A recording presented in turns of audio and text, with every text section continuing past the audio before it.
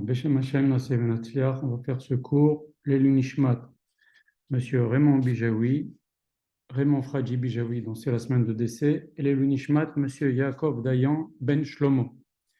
Nous allons parler dans ce cours de ce que Kavod Rabbi Yoshio Pinto a institué de lire chaque semaine, ce qu'il a appelé Basiro Miyom Liyom Yeshuato. C'est ce qu'il a institué de lire en fait chaque jour. Et on va expliquer pourquoi, qu'est-ce qu'il y a d'important, pourquoi le Rav a fixé ça, quelle a été l'utilité pour nous, et on va donner quelques détails, Bezrat Hashem. Donc, quand je dis le Rav, c'est Rav Yoshua Pinto. Ce que le Rav a institué, c'est pour les hommes, c'est pour les femmes, il a institué une lecture par semaine. Donc, comme j'ai dit, il appelait ça Basirum Miyom Yeshuato, ça veut dire annoncer la bonne nouvelle de la délivrance chaque jour. Si vous aimez ce cours, soyez gentils de le transmettre le lien aux personnes que vous aimez. Voilà. Donc, Rav Yoshua Pinto a institué de lire le samedi soir la Ketoret. On va parler de tout ça dans le détail. Le dimanche, le Perek Shira. Le lundi, les miracles de Eliaou et Navi de Elisha. Le mardi, la paracha de Balak. Le mercredi, le Perek de Mishnah qui s'appelle Ezeum et Koman. Le jeudi, les 42 étapes dans le désert. Et le vendredi, Shira Shirim. Et le Shabbat, bien sûr, le Sefer Dvarim. Alors, le Sefer Dvarim, on a donné un cours déjà à ce sujet. Je voudrais bien préciser que ce qu'on va dire maintenant, ce que je vais pouvoir donner comme explication, Bezrat Hashem, ce n'est pas exhaustif. Il y a de quoi donner sur chacune des choses un cours entier. Mais on va essayer d'être court et dire les choses les plus importantes. Voilà. Pour faire court, pourquoi le Rav a institué une chose pareille? C'est qu'il a remarqué, et vous aussi certainement, que parfois dans la vie, on peut sentir que l'on fait du surplace, ou bien qu'il y a des gens qui planifient du mal contre nous, ou bien, je vais essayer de parler un petit peu plus fort, ou bien que l'on ne remercie pas assez souvent Akadosh Baruch Hu, ou bien qu'il y a un Yetzer Hara énorme de disputes dans la maison, ou bien qu'on a vraiment besoin d'un miracle, seul un miracle pourrait nous sauver, ou qu'on manque de réussite. Tout ça sont des problèmes courants que les rabbinim, bien sûr, entendent très régulièrement et que nous-mêmes, chacun dans notre vie, on passe par ces choses-là assez souvent. Voilà. Donc c'est quelque chose que, avec ces textes-là, le Rav a décidé a pensé que ces textes-là pouvaient nous aider. On va expliquer pourquoi, justement pour régler les quelques problèmes que je viens de citer, qui sont des choses tout à fait courantes. Voilà. Donc, pour remédier à ces difficultés-là. Voilà. Donc, si vous voulez, on ne peut pas laisser un problème qu'il y a dans les communautés, qui est courant et qui se répète, sans le traiter. Donc, c'est une responsabilité d'un Rav de trouver quelque chose pour aider chacun. Donc, il a recommandé qu'on lise ces choses-là. D'accord. Donc, pour bien comprendre aussi comment cela fonctionne, on va citer quelques principes pour que vous compreniez que, bien sûr, le Rav, il a été très profondément, il a réfléchi longtemps sur chaque chose et pourquoi telle chose, tel jour. Mais il y a deux grands principes, si vous voulez, qui font que on peut, avec ces lectures-là, arranger les choses qu'on va faire. Mais tout d'abord, je voudrais préciser très clairement que les ségoulottes, c'est quelque chose qui peut influencer notre vie dans le bien. D'accord? Chaque texte qu'on va lire, qu'on va dire, on va expliquer c'est quoi ça ségoula, etc. Mais il faut bien comprendre que une ségoula, ce n'est qu'un plus. Le Rav dit, une ségoula, c'est comme des vitamines. On ne peut pas vivre avec que des vitamines.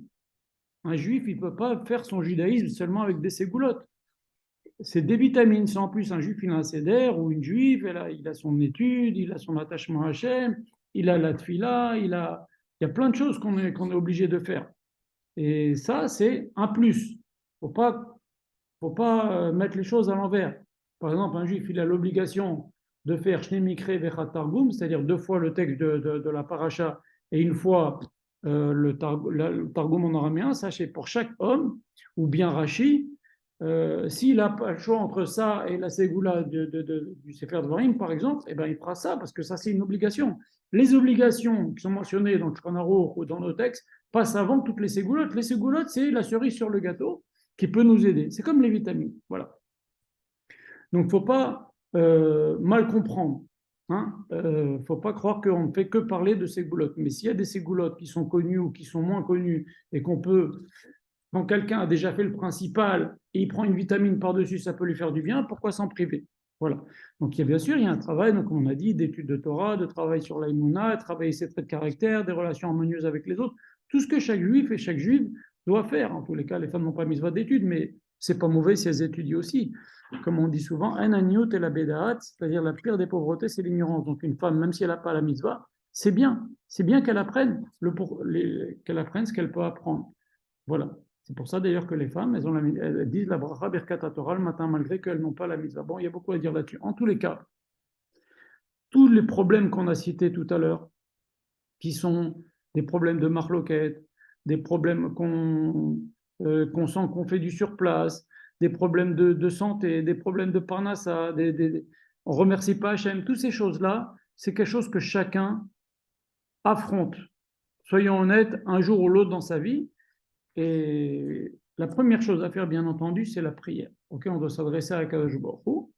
Et encore une fois, la ségoula ne vient pas avant la prière, la ségoula vient après la prière. La prière, elle passe avant, on doit s'adresser avec Kadosh Baruch Hu. Et donc ensuite, il y a les ségoulottes, ce sont que les vitamines, comme on a dit. Donc, je le redis, mais ce serait ridicule de faire les choses à l'envers et de comprendre les choses à l'envers. Voilà, donc on a Baruch Hashem, les pieds sur terre et la tête sur les épaules. Voilà, ceci dit, on va exposer les principes qui font que lire ces ségoulottes, ça peut avoir quelque chose sur nous, sans vous en rendre compte, sans s'en rendre compte. On suit ces principes-là à longueur d'année. Je vais vous dire quels sont ces principes. Premier principe, il y a marqué, c'est un verset dans une Haftara, dans le prophète, il y a marqué Unshalma parim sefatemu. Nous remplacerons les taureaux par nos lèvres. Aujourd'hui, on ne peut plus apporter de sacrifice, de taureau en sacrifice à Hachem. Comment on remplace cela? Avec des lectures, et ce qu'on va sortir avec nos lèvres va venir en remplacement des sacrifices. Voilà. Donc, regardez ce que dit l'Agmara dans Maseret Menachot. Elle dit la chose suivante. Elle dit que un Marabi Yitzhak, Maïdirtiv, donc Vaikra, dans le Perek Vav de Vaikra, il y a marqué Zot Torah Tachatat, Vezot Torah Hacham. Voici les lois du Korban Chatat et voici les lois du Torah Hacham. Pourquoi Hachem, dans le Sefer Vaikra, dit voici la Torah du Hacham? On va dire voici les règles, je ne sais pas pourquoi il emploie le mot Torah. Alors, Chachamim Rav Yisrael qui dit dans la Gemara dans Masechet Brachot, il nous dit ce verset vient nous apprendre que tout celui qui apprend les Torah Khatat, c'est comme s'il apportait un Korban Khatat. Tout celui qui apprend les lois du Korban Hacham, c'est comme si lui-même il apportait un Korban Hacham. Moralité, tu étudies quelque chose, par exemple, il y a plein de mitzvot qu'un juif ne peut pas faire. Vous ne pouvez pas faire Berkat Kohanim. Moi, je ne peux pas faire la mitzvah des agriculteurs. On n'est pas agriculteur. Je ne peux pas faire la mitzvah de prendre le 10e du bétail. Je n'ai pas de bétail. Et ben, en étudiant ces mitzvot-là que l'on ne peut pas faire, c'est comme si on les faisait. C'est comme ça qu'on arrive à faire entre guillemets, nos 613 mitzvot. Il y a la fameuse question du Ben Ishraï. Rabbi Shimon Bar Yochai a dit toute ma vie, j'ai fait Seudah Shlichit. Avec du pain, enfin, j'ai fait ma Seudah Shlichit comme il faut. Enfin, pendant 13 ans, il était dans la grotte. Il n'a pas pu faire Seudah Shlichit comme il faut. Ça se transformait, le carobier se transformait le Shabbat en figue, voir le cours qu'on a donné sur Rabbi Shimon Bar Yochai, mais ce n'est pas une Seudah Shlichit comme il faut. Et le Ben Ishraï explique et dit qu'est-ce qu'il faisait Rabbi Shimon Bar Yochai pour dire qu'il a fait une Seudah Shlichit normale? Eh bien, il étudiait les lois de Seudah Shlichit. Voilà ce que dit le Ben Ishraï. Donc, quand on étudie quelque chose, c'est comme si on le faisait. On étudie les mitzvot de bétail, de la vigne, de ci ou de ça qui sont mentionnés dans la Torah, des sacrifices, comme vient de citer Rabbi Yitzhak. C'est comme si on les apportait nous-mêmes. Principe numéro 1. Principe numéro 2, très important, et vous allez voir qu'en fait, ce principe-là est très important dans notre vie quotidienne, c'est Akriya Moreret et Azman. La lecture réveille le temps. C'est-à-dire que si moi je vais lire quelque chose maintenant qui concerne la sortie d'Égypte, je vais réveiller les nissim qu'il y a eu pendant la sortie d'Égypte. Et vous allez voir que c'est ce qu'on fait. C'est pour ça que dans chaque fête, nous lisons le passage de la Torah qui parle de cette fête.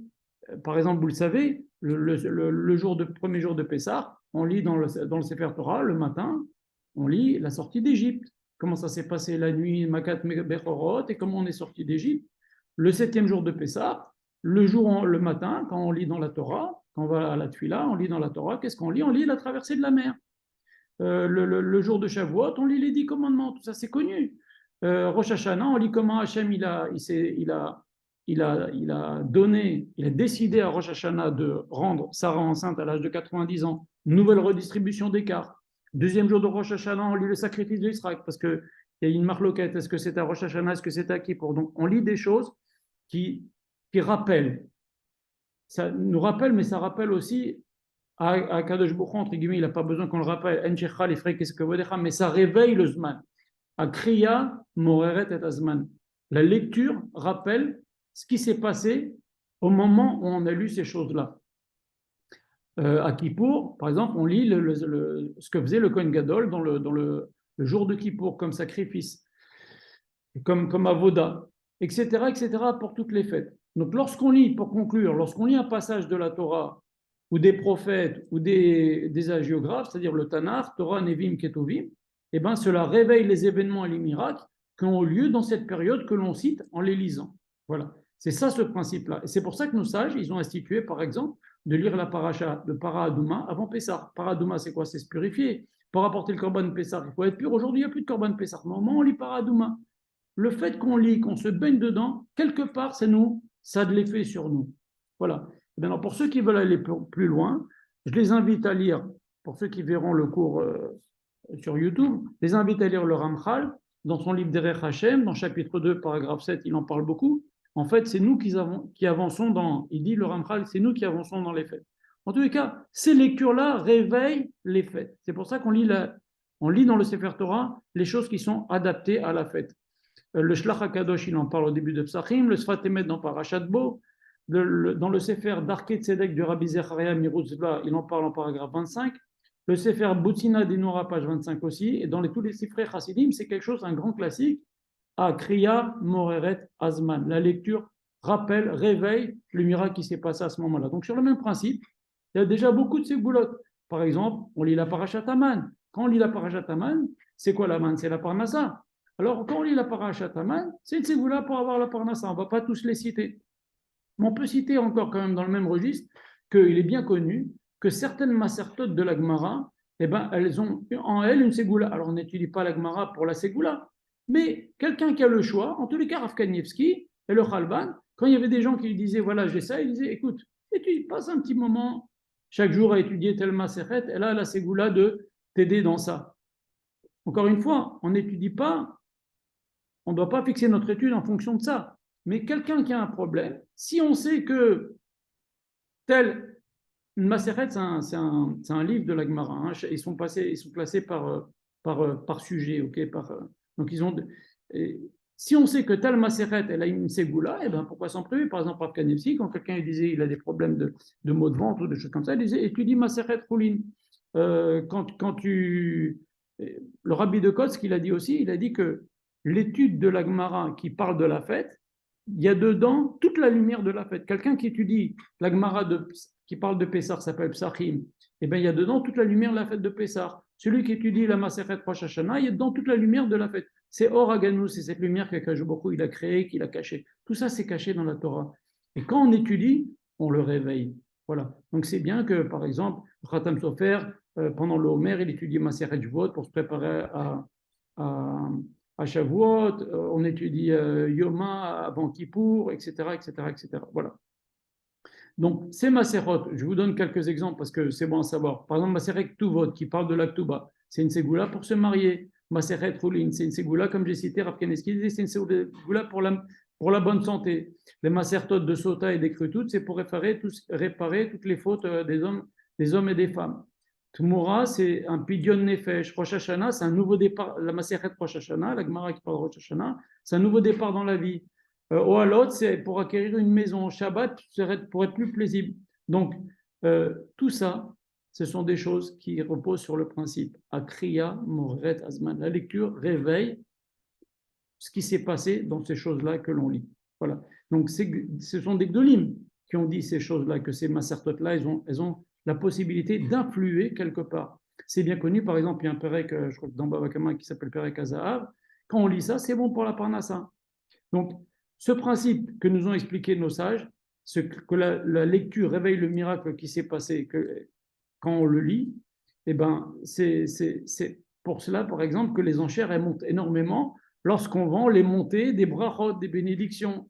Ou Vaïten Lecha, quand Yaakov, Israël va bénir Yaakov, quand Yaakov va se déguiser, c'est une bracha extraordinaire. Ça, là, les prix, là, les enchères, elles montent très très hautes parce que les gens, ils veulent lire la Torah, être celui qui monte à la Torah au moment où on lit cette brachot dans le Sefer Torah. Pourquoi? Parce qu'Akriya Noreret Atazman. Cette lecture, elle va réveiller ces miracles-là, ces brachot-là. Et c'est aussi pourquoi personne ne veut acheter les montées où il y a les malédictions dans Berukotay et dans Kitabo. Voilà. Par exemple, Perek Shira, c'est le Shabbat Shira, on va lire la traversée de la mer. Alors on dit que le Shabbat Shira, c'est un Shabbat où il est bien de prier pour avoir un zivoug, pour la parnassa, parce que le zivoug et la parnassa sont durs comme la traversée de la mer. Alors comment on va lire dans cette Shabbat-là la traversée de la mer? Alors c'est bien de prier ce Shabbat. Vous voyez, c'est quelque chose qui en vérité est extrêmement présent dans notre vie. Voilà. Donc, à partir de ces deux principes-là, le Rav Yoshua Pinto, il a décidé de fixer ce qu'on va citer maintenant. Il a déjà, pour commencer, on va commencer par le lundi. Ce n'est pas dans l'ordre, mais je préfère comme ça. Qu'est-ce qu'on leur a institué de lire le lundi? Les miracles de Eliyahu Hanavi et de son élève Elisha. Il y a dedans des miracles qui racontent des miracles de Parnassa, des miracles de guérison, des miracles de gens qui n'ont pas d'enfants pendant des années qui ont des enfants, la destruction des ennemis. Il faut le lire, c'est extraordinaire, c'est des miracles géants qui s'est passé avec Eliyahu Hanavi et Elisha. Et en vérité, pourquoi ces tzadikim-là, ils avaient en eux, vous savez qu'il y a trois clés. Il y a la clé de la vie, il y a la clé de la mort, et il y a la clé de la parnassa. Trois clés qui n'appartiennent qu'à Kadosh Baruch Hu. Mais les très grands Nevi'im, très grands tzadikim, à Kadosh Baruch Hu, des fois, il leur donne une. C'est pour ça que Eliyahu Hanavi, il a pu ressusciter. Elisha, il a pu ressusciter. Mais quand il a voulu ressusciter, avant Eliyahu Hanavi, il avait déjà la clé de la parnassa. Et il a dit, il était très fâché contre Achav et Isabelle, la reine, très très méchant, ils ont tué plein de prophètes. Et il a prié Hachem qu'il n'y ait pas de parnassa pour toi à Israël. Il était très fâché parce qu'ils étaient tous des Rechaïm. Et bon, il a été puni. Enfin, on ne va pas rentrer là-dedans maintenant. Mais quand il a voulu ressusciter, il a été obligé de dire stop, la famine terminée. Hachem qui peut renvoyer la bracha. Il a rendu la parnassa pour avoir la clé de la refoua, de la vie. Et il a fait Triatametim. Pareil avec Elisha, il y a un épisode de Triatametim.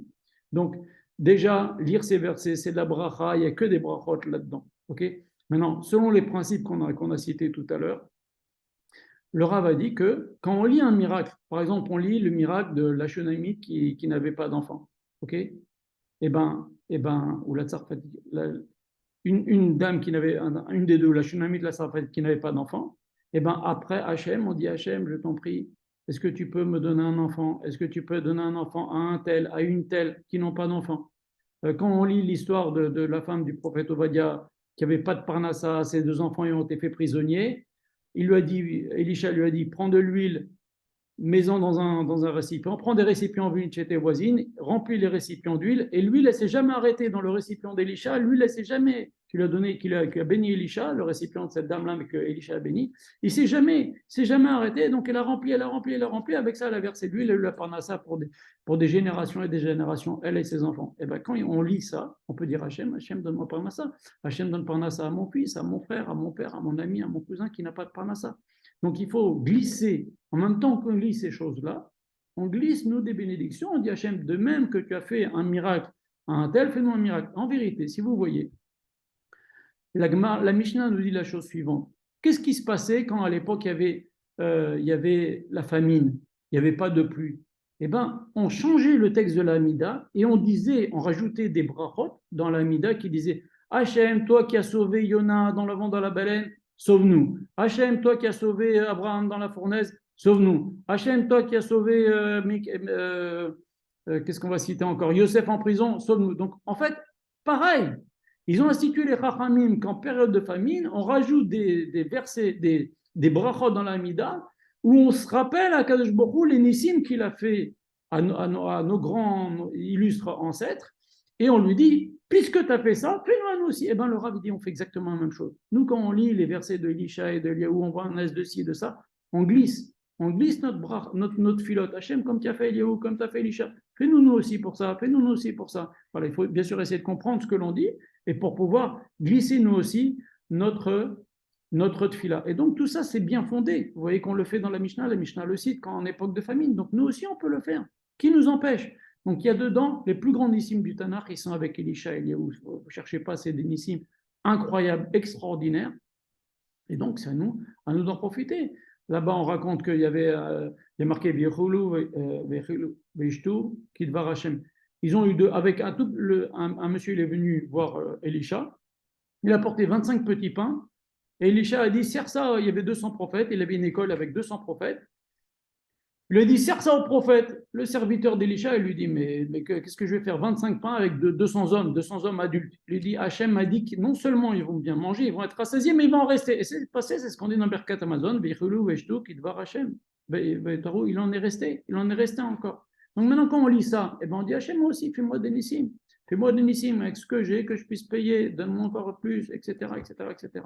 Voilà. Donc, ça, c'est la première ségoula que le Rav a cité, par exemple, on prie pour comment Elisha il a guéri Naaman. Hachem, alors de même que Elisha il a guéri Naaman, Hachem fais-moi un aise, guéris-moi moi aussi, dans si ou guéris un tel, guéris mon père, mon frère, ma mère, etc. Voilà. Donc, à nous de savoir glisser en fonction de ces versets-là, notre filote pour nous, pour nos amis, pour Am Israël, en fonction de ce que l'on lit. Et c'est ce qu'on fait. Voilà. Donc, c'est pour ça que le Rav a institué cette chose-là. D'accord. Maintenant, il faut bien comprendre une bonne chose. Un juif, il doit arriver à cette chose de. Vraiment, c'est une chose de base dans le judaïsme. Et le fameux Rambam le dit dans Parashat Bo. Il n'y a pas de différence entre le miracle et la nature. La seule différence, c'est une question de fréquence.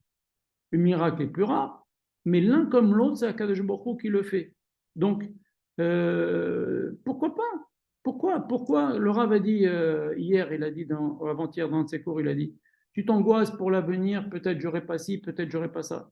Mais la chance que tu n'aies pas ci et tu n'aies pas ça, elle est aussi grande que Hachem t'envoie un miracle, de l'argent inattendu ou une guérison inattendue. Pourquoi pas?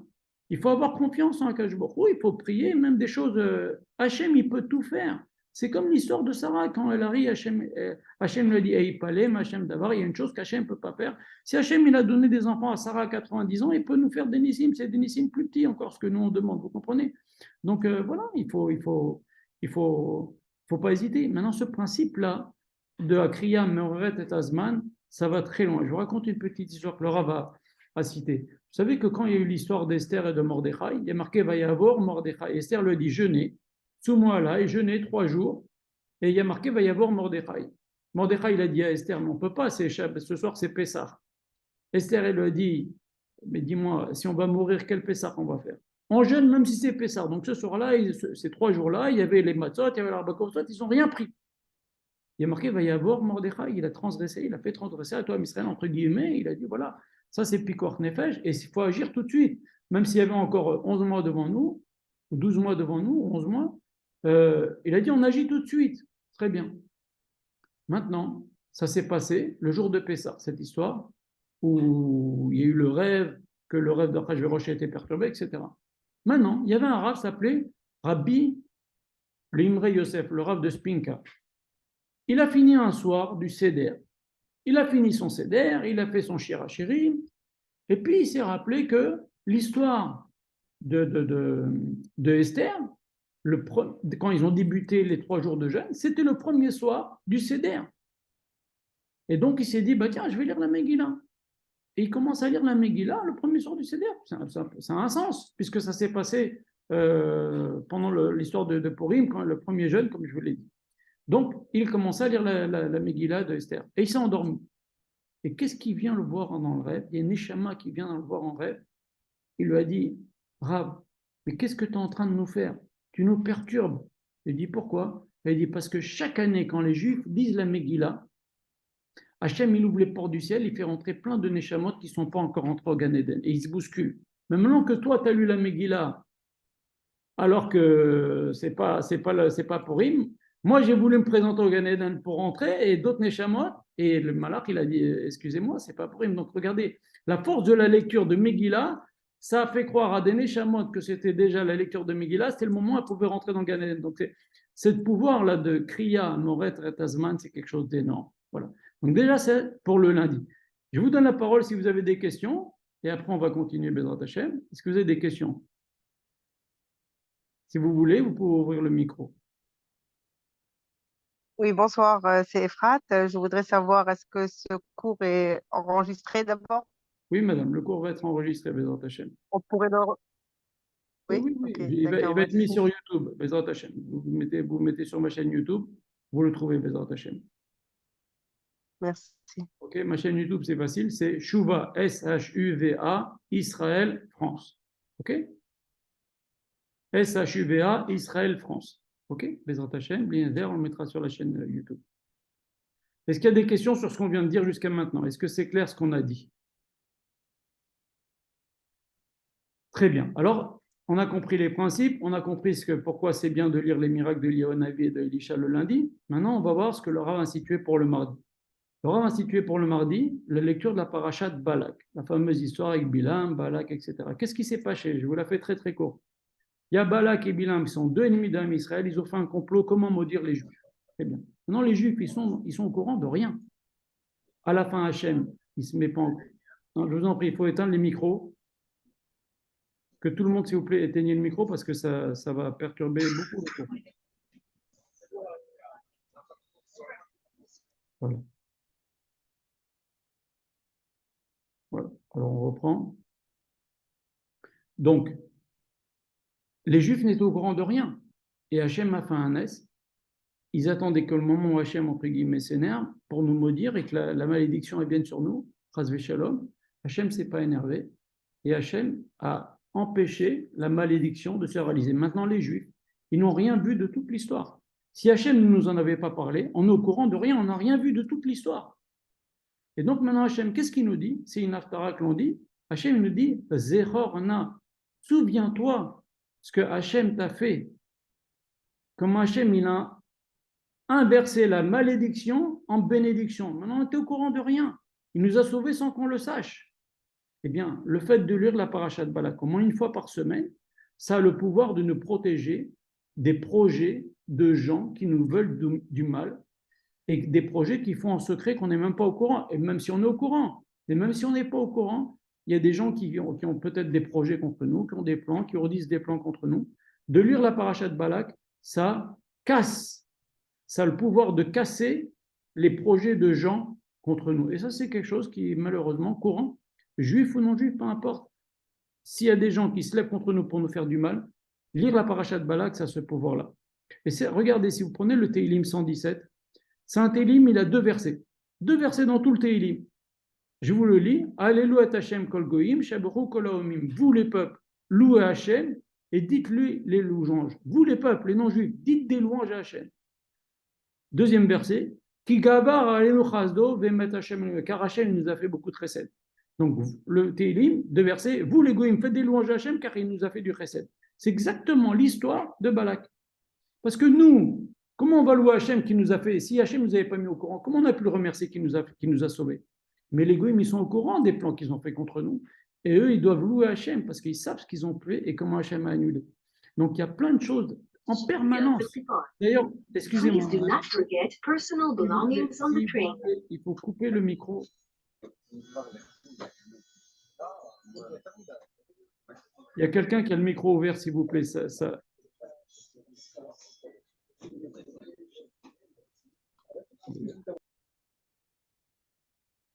Voilà. OK. Je continue. Donc, en lisant ça, on annule les projets de gens qui veulent nous faire du mal. Et d'ailleurs, c'est ce qu'on dit dans la fin de la Gada de Pessah. Qu'est-ce qu'on dit? Bechol dor vador, omdim alenu les kalotenu. Dans la Gada, c'est pas la fin. Bechol dor vador, omdim alenu les kalotenu, vakadosh baruch matzilenu miyadam. Dans chaque génération, s'il vous plaît, madame, il faut couper le micro. Madame Fitoussi, s'il vous plaît, coupez le micro, s'il vous plaît. Donc, dans chaque génération, des gens qui se lèvent contre nous et Akash Baruch Hu nous en sauve. Et c'est exactement ça ce qui s'est passé avec Balak ou Bilam. Et donc, en lisant ça, on annule tous ces projets-là. Et c'est tellement important que la Gemara a dit quelque chose d'extraordinaire. Elle dit que normalement, dans le schéma Israël, dans les 3 paragraphes du schéma, au lieu de dire les 3 paragraphes, Va'ata, Vaya, Vayomer, on aurait dû dire, Chachamim, ils ont hésité, ils ont dit, on va fixer à toi, Israël, de lire le matin Parashat Balak, l'après-midi Parashat Balak. Finalement, ils ont changé d'avis. Les Chachamim, ils ont fixé ce qu'on lit nous maintenant actuellement. Et le Rav a fixé comme une fois par semaine, on le lit pour annuler les projets des gens qui sont contre nous. Pourquoi? Parce que c'est une leçon de Himouna aussi. Comment Hachem, il nous sauve, on n'est même pas au courant. Et ça, c'est tous les jours, comme dit dans la Gad Pessah, Bechol Dorbador, on me dit Malenu Kelotenu. Dans chaque génération, on se lève contre nous. Maintenant, il y a plus que ça. Je vais vous lire ce que le Rav a rapporté. C'est ahurissant. C'est un peu choquant, mais il faut le savoir. Et c'est pour ça que c'est extrêmement important de lire ce passage-là. Écoutez ce que dit le Zohar HaKadosh. Il dit la chose suivante. Dans le Zohar HaKadosh, dans la parasha de Bechukotai, il dit comme ça. Amar Abi aussi. Akash Baruch Hu, il a dit au Bnei Israël, Zachorna, c'est marqué, on le dit dans le Navi, il y a marqué, Hachem il nous dit, rappelle-toi ce que je t'ai fait, comment je t'ai sauvé de Balak et de Bilam. S'il te plaît, rappelle-toi. Donc il y a une mitzvah de se rappeler. Ce n'est pas une mitzvah de la Torah, mais il y a une mitzvah de se rappeler. En tout cas, c'est marqué dans le Navi, dans le prophète. Et le Zohar, il dit comme ça, comme c'est dommage que l'on prie vers Hachem tous les jours, on prie, on pleure vers Hachem tous les jours, et Akash Baruch Hu, il ne veut pas écouter parfois nos prières. C'est pour ça que parfois nos prières ne sont pas écoutées. Pourquoi? Parce qu'Akash Baruch Hu, il te dit, rappelle-toi s'il te plaît, et toi tu ne te rappelles pas. Rappelle-toi s'il te plaît ce que j'ai fait avec Balak et Bilam, et toi tu ne te rappelles pas. Alors moi je ne me rappelle pas de ta tefila, je ne l'écoute pas. Chas Shalom. Et ça c'est le Zohar, c'est pas moi. C'est le Zohar HaKadosh, c'est pas le Rav, c'est le Zohar HaKadosh. C'est-à-dire que quand on ne se rappelle pas de Parashat Balak ou Bilam, au moins une fois par semaine, le mieux tous les jours, eh ben, on a un risque, dit le Zohar HaKadosh, qu'Hachem, il te dit, t'écoutes pas. Je t'ai demandé de te rappeler. Tu veux que je me rappelle de toi? Mais je t'ai demandé de te rappeler, tu ne le fais pas. C'est un Zohar Mefourage. Le Zohar continue, il dit, c'est pour ça qu'on crie vers Hachem, et Akash Baruch Hu, il ne veut pas tenir compte de nous, parfois. Et voilà, la clé, elle est là.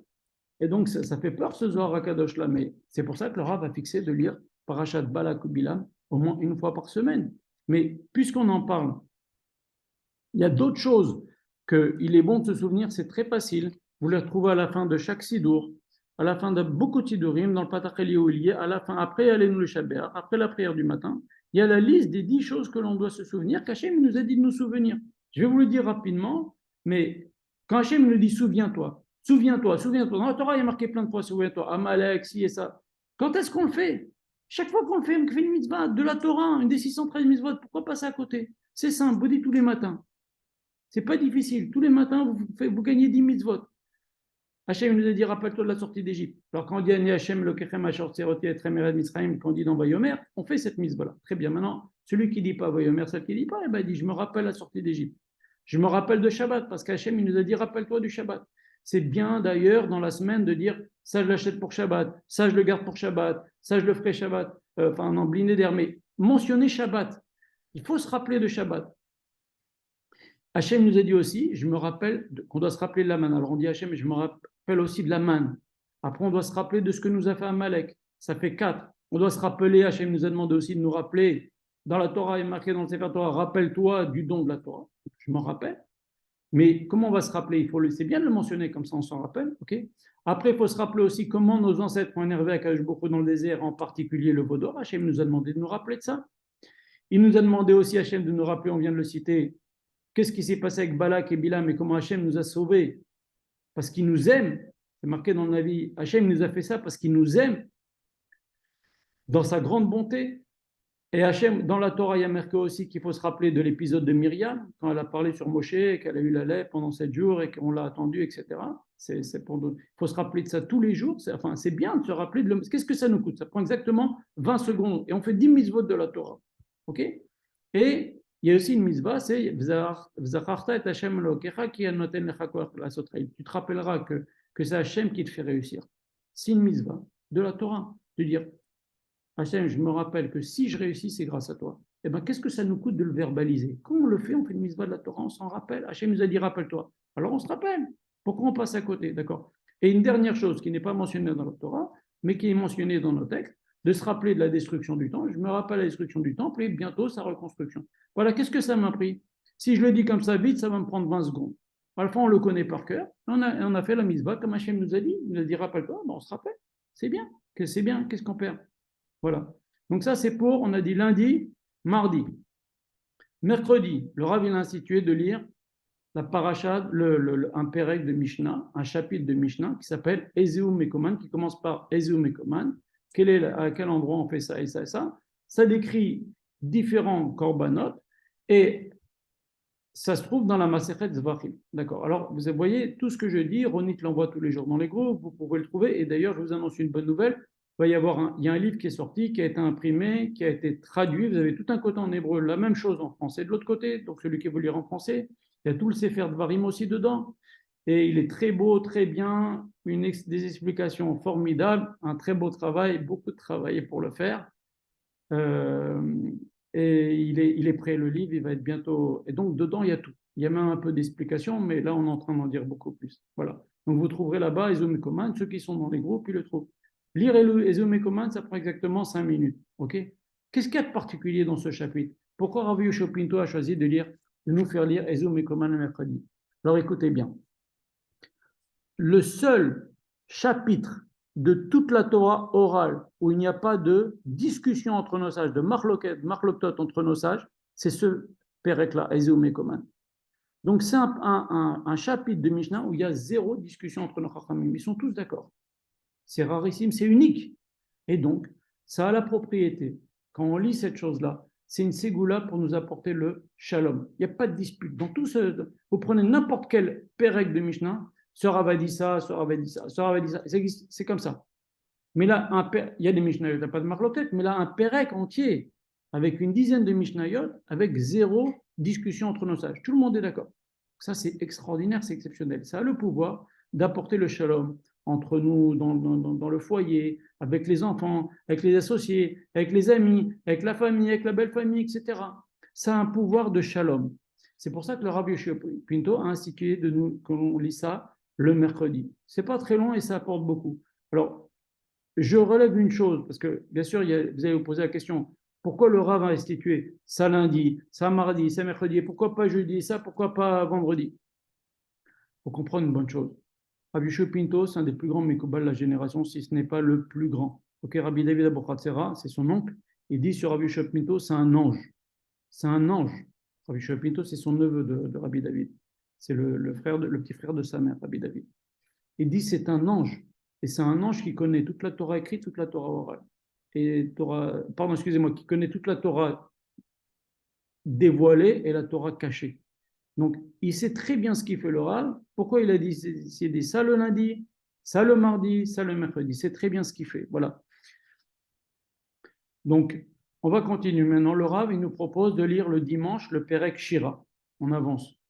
Je pense que vous connaissez déjà certainement l'importance de lire le Perek Shira. C'est quelque chose de connu aujourd'hui, assez répandu. Mais je vais vous lire quand même quelques petites choses que vous avez peut-être jamais entendues. Alors, écoutez bien. C'est un extrait du livre qui vient d'être imprimé. D'abord, on écrit en français et en hébreu. Du côté français, on lit la chose suivante. Rabbi Eliezer Agadol, le maître de Rabbi Akiba, un des plus grands Tanaïm, a dit la chose suivante.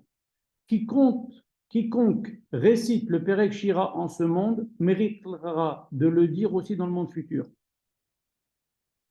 Encore une chose que Rabbi Eliezer Agadol a dit.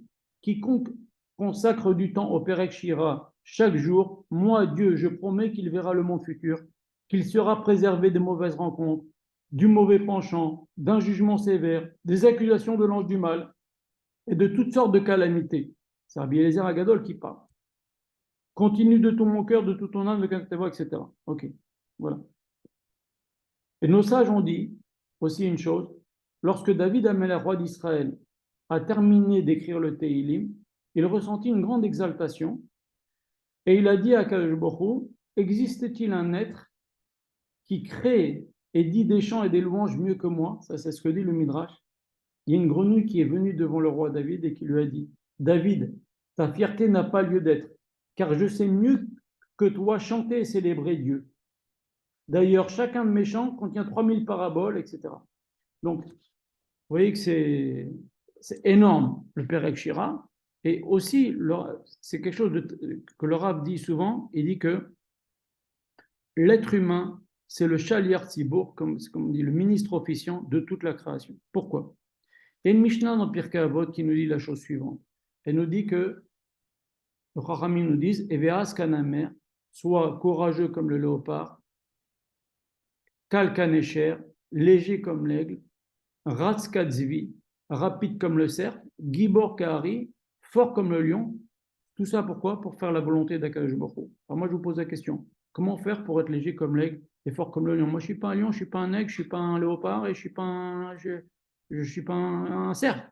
Comment la Mishnah peut me demander de servir Hachem comme ces animaux-là? Le Rav il a répondu comme ça. Il y a un midrash qui dit, extraordinaire, qui dit que Akadosh Baruch Hu, il a créé d'abord les animaux. Et pourquoi? Pour que chaque animal, au moment de créer l'homme, Akadosh Baruch Hu a demandé aux animaux, donnez chacun d'entre vous le meilleur qui est en vous. Donc l'aigle, il a donné la légèreté, le cerf, il a donné la rapidité, le lion, il a donné la force et le courage, le léopard, il a donné la vivacité. Donc, on a en fait en nous, l'homme a en nous, toutes ces qualités que chaque animal a données à l'être humain. Donc maintenant, quand l'homme, il va dire le Père Ekshira, il va dire des louanges à Akadosh Baruch Hu, il réveille dans chaque animal qui lui a donné quelque chose, il réveille aussi un kohar, une force, de dire aussi des louanges à Akadosh Baruch Hu. Et c'est ce qu'on dit dans Perek Shira. Dans Perek Shira, on dit à l'animal ici, à l'animal ça. Donc en fait, l'homme, c'est le Shalir Sibour de toute la création. Il peut réveiller que en disant lui des louanges à Hachem, réveiller que toute la création. C'est ce qu'on fait quand on lit Perek Shira, que toute la création, elle aussi, elle se met à dire des louanges à Kadosh Baruch Hu.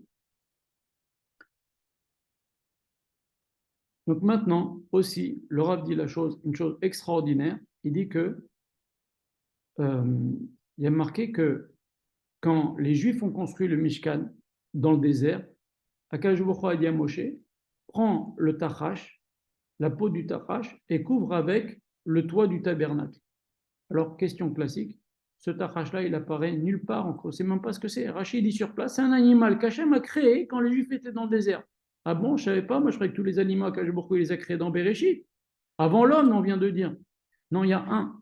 Le tachash, Akadosh Baruch Hu, il a créé quand les Juifs étaient dans le désert, dit Rachid. C'était une création spéciale quand les Juifs étaient dans le désert. Il n'a pas créé en même temps que les autres. Et alors, qu'est-ce qu'il a de particulier cet animal? Rachid dit, je cite encore Rachid, il dit, c'est un animal qui s'enorgueillit de sa belle peau, comme il est beau. Et alors, pourquoi Hachem il n'a pas créé en même temps que Bereshit? Eh bien, écoutez, ça correspond avec ce qu'on vient de dire auparavant. Si cet animal il avait, comme les autres animaux, donné ce qu'il y a de meilleur en lui à l'homme, il aurait donné son orgueil à l'homme. Donc Hachem, il a dit, toi, je ne te crée pas, je te créerai beaucoup plus tard. Pour pas que tu donnes un badam Rishon, l'orgueil. Déjà, l'homme, il a de l'orgueil naturel. Voilà. Donc, c'est très joli. Donc, on comprend que on a évité, Akadosh Baruch Hu a voulu nous protéger en ne créant pas le tachash. Voilà. Ça, on a dit déjà lundi, mardi, mercredi, dimanche, le jeudi. Le jeudi, on lit les 42 étapes. C'est Rabbi Shimshon d'Atropoli qui nous a écrit les 42 étapes qu'on a passées dans le désert. Si vous voulez, c'est très simple. Dans la vie, des fois, on sent qu'on est bloqué. On sent qu'on est bloqué, qu'on fait du surplace. Et ça arrive à tout le monde. Ok? Or, un juif et une juive doivent passer dans sa vie, comme les juifs dans le désert, 42 étapes. Alors, ça peut être, première étape, la naissance. Après, c'est la Brit Mila. Après, c'est le premier jour d'école. Après, c'est la Bar Mitzvah. Après, c'est le jour où il rentre à la yeshiva. Après, c'est le jour où il passe le bac. Ou c'est le jour où on fait son shidour. Et c'est le jour où il se marie. Et c'est le jour où il a un premier enfant. Et le jour où il fait la Brit Mila à ton fils. Et le jour où il fait la Bar Mitzvah à ton fils. Et le jour où il a un petit enfant. Le jour où il rentre à la yeshiva. Le jour où il fait la connaissance d'un tzaddik. il y a dans la vie de chacun, le jour un nouveau travail, après le jour où il change de travail, où il déménage. Il y a des 42 étapes dans la vie qui fait que chaque juif réalise son tikkun. Et si on ne passe pas par ces étapes-là, on ne réalise pas notre tikkun. C'est pour ça qu'il est marqué dans notre paracha, Abraham, Zaken, Baba Yamin. Hachem est devenu vieux, il a réalisé, Abraham est devenu vieux, il a rempli ses jours. Pourquoi? Parce que ça y est, il a fini ses 10 missionotes.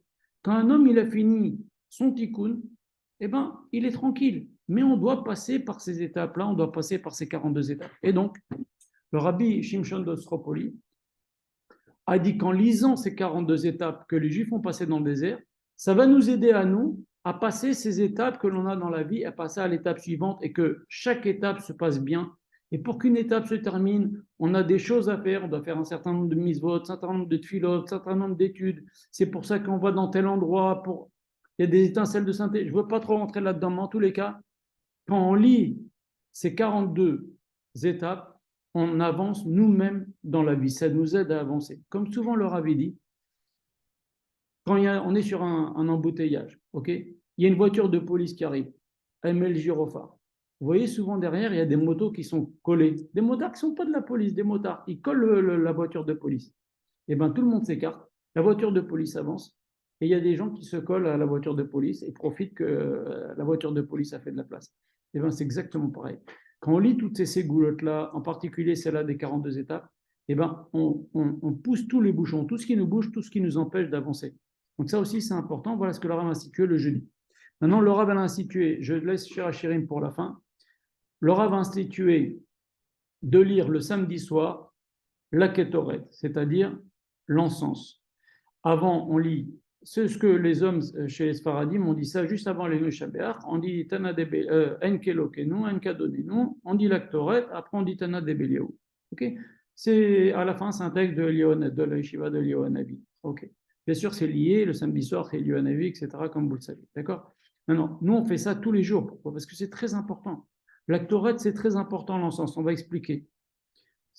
En tous les cas, lire ce que leur a institué le samedi soir, il n'a pas inventé, comme rien d'ailleurs, c'est le Harizal qui dit que lire la Torah, l'encens, le samedi soir, c'est une ségoula pour la parnassa, pour plein de choses. Et sur le principe qu'on a dit tout à l'heure, Unchalma parim sefatenu, ce qu'on va lire, c'est comme si on le fait. C'est comme si on apportait de l'encens dans le Beth Amikdash. Donc, en plus ça, voilà, on sait que c'est une ségoula de le faire. Alors maintenant, qu'est-ce qu'il y a de particulier dans l'encens? Déjà, il faut savoir, c'est la Mishnah dans Masechet Yoma qui nous dit que l'actoret, c'était tellement une ségoula pour la parnassa que dans le Beth Amikdash, on ne donnait pas à tel Cohen, tu lui fais l'actoret, toi tu fais l'actoret un jour, toi un jour. Non, on tirait au sort pour qu'il n'y ait pas de jaloux. On faisait un tirage au sort, qui va prendre l'actoret?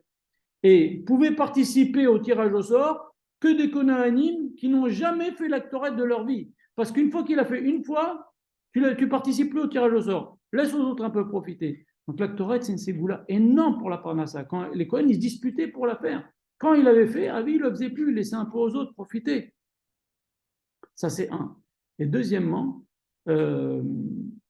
regardez dans Parashat Pinchas, donc le lire ça samedi soir, c'est ségoula pour la parnassa, pour la réussite, pour la tzlacha, c'est bien. Le samedi soir, c'est le lancement de la fusée de la semaine.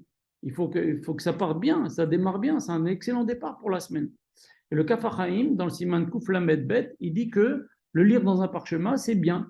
Ça, c'est connu. Vous voyez souvent les hommes à la synagogue, ils ont la Torah sur un parchemin.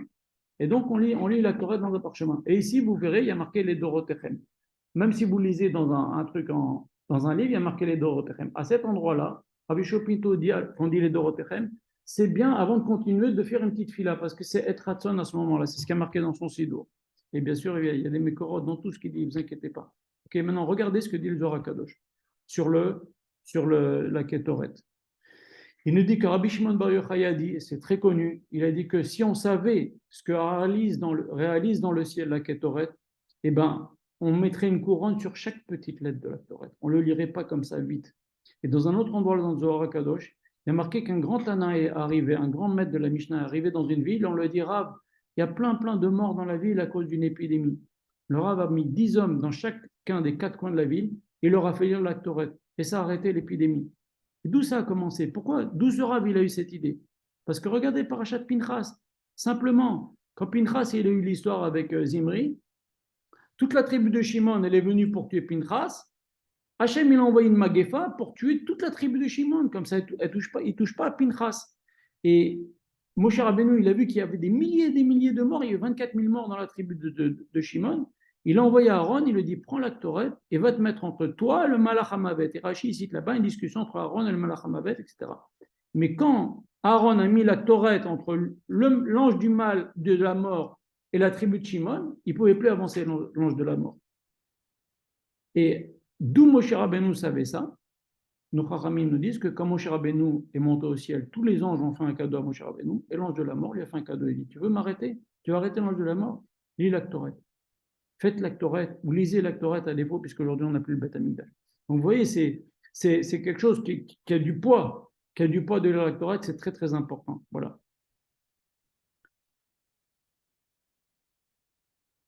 Alors on va terminer ce cours avec Shir HaShirim. Le Rav recommande de lire le vendredi Shir HaShirim. Donc on a dit tous les jours, il reste le vendredi maintenant. Le Rav recommande de lire le vendredi Shir HaShirim. Alors pour les hommes, on va le lire finalement 2 fois. Une fois, comme le Rav a dit, le vendredi, et le vendredi soir à Kabbalat Shabbat. Maintenant les dames, si elles arrivent à le lire, au moins, elles sont assez occupées le vendredi, mais c'est bien. Au moins une fois par semaine, essayez de lire Shir HaShirim. C'est extraordinaire si vous avez le temps. Voilà. Chachamim nous disent Shir HaShirim, Kodesh Kodashim. Tous les écrits sont saints. Mais Shir HaShirim, c'est saint des saints. C'est bien connu que toutes les guérisons sont dans Shir HaShirim. Une fois, Rav Israël était très malade. Je lui dis, qu'est-ce qu'on peut faire? Il m'a dit, réunis des gens à la synagogue et lisez Shir HaShirim. En plein milieu de semaine, j'ai réuni des gens à la synagogue avec Rav Eladad Shalom. On a lu en plein milieu de semaine, je crois, Shir HaShirim. On a lu Shir HaShirim. Shir HaShirim, il y a toutes les guérisons dedans. Je vous raconte une histoire pour comprendre la force de Shir HaShirim. Écoutez bien. Rabbi Akiba, il étudiait énormément. On lui dit, ton fils, un fils s'appelait Shimon, ton fils Shimon est très malade. Il lui a dit, écoutez, ok, moi je continue à étudier, donnez-moi des nouvelles si ça change. Quelque temps après, il y a un émissaire qui est venu, qui lui dit, ça empire ton fils Shimon. Il dit, bon, ok, j'ai étudié, donnez-moi des nouvelles. Au bout d'un moment, il y a un qui vient et lui dit, ton fils est décédé. Il a enlevé ses téphilim, il a fait la kriya, il a fait la levaya, l'enterrement, et il s'est assis par terre, il a commencé le deuil. Ça, c'est Rabbi Akiba. Malgré le drame qui se passait dans sa vie, son fils est mort de son vivant, que Dieu préserve, regardez comment il a pris les choses de façon très sereine. Maintenant, vous savez que le maître de Rabbi Akiba, c'était Rabbi Eliezer. Rabbi Akiba, je rappelle, de regarder le cours qu'on a donné sur Rabbi Shimon Bar Yochai, c'est le maître de Rabbi Shimon Bar Yochai. Rabbi Shimon Bar Yochai disait, venez apprendre chez moi, car tout ce que je vous dis, je l'ai appris de Rabbi Akiba. Regardez le cours sur Rabbi Shimon. Donc maintenant, le maître de Rabbi Akiba, c'est Rabbi Eliezer. Il a été exclu de la communauté, il a été mis en kherem, on l'a mis exclu pendant 40 ans. C'était une catastrophe. Et la génération l'a payé très cher. Très cher. Bon, regardez le cours sur Rabbi Akiba. Lui, c'était le Gilgoul de Rouben, il me semble. C'est pour ça qu'il n'est pas mort, mais il a souffert. Regardez le cours sur Rabbi Akiba et le cours que j'ai donné aussi sur Yosef, dans la paracha de la vente de Yosef. Bayeshev. On parle là-bas de Rabbi Akiba, Rabbi Eliezer. En tous les cas, Rabbi Akiba et les Chachamim sont venus voir Rabbi Eliezer au bout de 40 ans. Rabbi Eliezer leur dit, pourquoi vous venez me voir? Il dit, bon, voilà, essaye un peu de faire le shalom, ça y est, l'affaire est terminée, ok. Et Rabbi Eliezer était très fâché. Il a dit, vous allez tous payer très cher. Rabbi Eliezer leur a dit, vous allez tous payer très cher. Parce que moi, je pouvais vous apprendre la Torah, vous auriez pu apprendre énormément de Torah pendant ces 40 années, et vous êtes passé à côté. Et Rabbi Akiba lui dit, et moi, comment va être ma fin?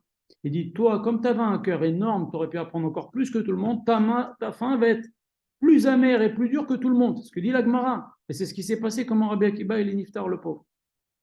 Maintenant, avant que Rabbi Eliezer ne meure, comme ils se sont, entre guillemets, ils ont commencé à se refréquenter, Rabbi Akiba est venu chez Rabbi Eliezer lui a enseigné Shir HaShirim. Et la Gemara nous dit qu'il lui donnait 216 explications sur chaque verset. Au bout d'un moment, il y a eu du feu autour d'eux. Rabbi Akiba, il s'est mis à pleurer, il a dit arrête, arrête, arrête, arrête, tout, je peux pas, je peux pas, je peux pas. Ça veut dire quand son fils il est décédé, il tenait bien. Quand Rabbi Eliezer, il lui a expliqué la force qu'il y a dans Shirachirim, il a craqué. C'est pour vous dire, je vous raconte tout ça pour que vous compreniez la force qu'il y a dans Shirachirim. C'est inimaginable, on ne se rend pas compte. Et le Zohar Kadosh, dans Parashat Trouma, il dit des choses incroyables. Il dit que le jour où Shirachirim a été dévoilé, la Shekhinah est descendue dans le monde. Dans le Zohar Hadash sur route, il y a marqué le jour où le Shirachirim a été dévoilé, l'impureté du Nachash, l'impureté du serpent, quand il y a eu la faute d'Adam, etc., elle s'est arrêtée en tous les cas ce jour-là. Je ne sais pas si c'est après. Le Midrash sur Shirachirim, il dit que qui a dit Shirachirim? C'est Hachem. Après Shlomo, il a écrit, mais c'est Hachem qui a écrit Shirachirim. C'est ce que dit le Midrash au début de Shirachirim. Et que le Rabbi Nechonia Ben Akanye, dans son livre avec Rabbi Shmuel Kohen Gadol, il dit que Akash Baruch dit tous les jours Shirachirim. Donc ça devrait nous suffire. Donc c'est une ségoula pour le Zivou, pour l'aide d'Hachem. Voilà. Je ne veux pas m'allonger, mais il y aurait de quoi donner un cours. Shlomo Ameler et Moshe Rabbeinu, regardez le cours qu'on a donné sur Shlomo, c'est des gens qui ont voulu arranger le monde entier. Shlomo Ameler, quand il s'est marié avec 1000 femmes, alors que la Torah lui dit, tu ne dois pas avoir beaucoup de femmes, et Moshe Rabbeinu qui a pris le rêve rave, tout ça c'est la même chose. Ils ont voulu prendre tous les gens qui étaient moitié-moitié et les rendre bien. Si les gens moitié-moitié, on les rend bien, le monde entier va devenir bien. Seulement, pour les deux, ça s'est très mal passé. Et on a la catastrophe. Moshe avec le rêve rave, ça donne une catastrophe. Et Shlomo Amelech a été puni grave à cause du fait qu'il ait pris 1000 femmes. Voilà. Donc on a fait un tour de tout ce que Rabbi Shopito a fixé. Moi je vous raconte une histoire. J'avais un jour un problème, je parle avec le Rav, il me dit, bah, t'as qu'à te renforcer dans... Et je n'avais pas dit que j'avais un petit peu relâché un peu dans ces lectures quotidiennes. Il me dit, renforce-toi, t'as qu'à te renforcer. Si tu te fais bien les lectures quotidiennes, tu as comme une protection comme ça, Bezrat Hashem. Alors bien sûr, on va se renforcer dans l'étude, on va se renforcer dans la tfila, et ça, c'est des vitamines qui peuvent nous faire que du bien, Bezrat Hashem. C'est voilà, vous voyez que chacune elle a un poids énorme. Il faut en profiter, et c'est vraiment, vous savez, comme Rabbi Nachman Breslav qui a dévoilé le Tikkun HaKlali, eh ben, le Rav, toutes ces goulottes-là, il ne les a pas inventées lui. Elles sont écrites. C'est des choses qu'il n'a pas écrites lui. Mais le fait qu'il les a fixées, comme le Sefer Dvarim, c'est quelque chose dont la génération a besoin. C'est des problèmes que chacun peut rencontrer, qui sont courants, et en les faisant régulièrement, si on ne fixe pas quelque chose de régulier, à la fin, ça passe à l'ouest. Par exemple, Perek Shira, c'est des remerciements à Hachem. Est-ce qu'on remercie suffisamment Hachem? Voilà, on fixe au moins une fois par semaine, on dit Shira Shirim, Perek Shira, on remercie Hachem. Donc tout ça, ce sont des choses importantes que le Rav Yoshua Pinto nous encourage de faire. Voilà. Le cours est terminé. Est-ce que vous avez des questions? Je voudrais savoir, pour le Perek Shira, est-ce que on doit le lire le dimanche, tout le livre? Tout le Perek Shira, oui, le dimanche, oui. C'est pas que chaque Perek, parce qu'il y a dimanche, lundi, mardi, mercredi, comme ça c'est. Le Pérec Chirin, madame, Ok, il d'accord. est comme il est. Il y a Merci. tout, voilà, il y a 6 chapitres ou 7 chapitres. Il faut le lire une Ok, fois par semaine. Voilà ce que le rabbin. ok, d'accord, entier. D'accord, merci. Il y a d'autres questions? Bon, alors, Pour, euh, pour oui, Moshe Shabbat, vous dites que quand Moshe Shabbat il sort, on lit la Ktoret. C'est quand le Shabbat il sort? oui, oui, Ok, bien sûr, bien sûr. merci beaucoup. Je vous en prie, Merci pour le cours. Oui. je vous en prie. Voilà. Alors, Tiskol Mitzvot, Shabbat Shalom Meborach à tout le monde. Bezrat Hashem. Kol tov.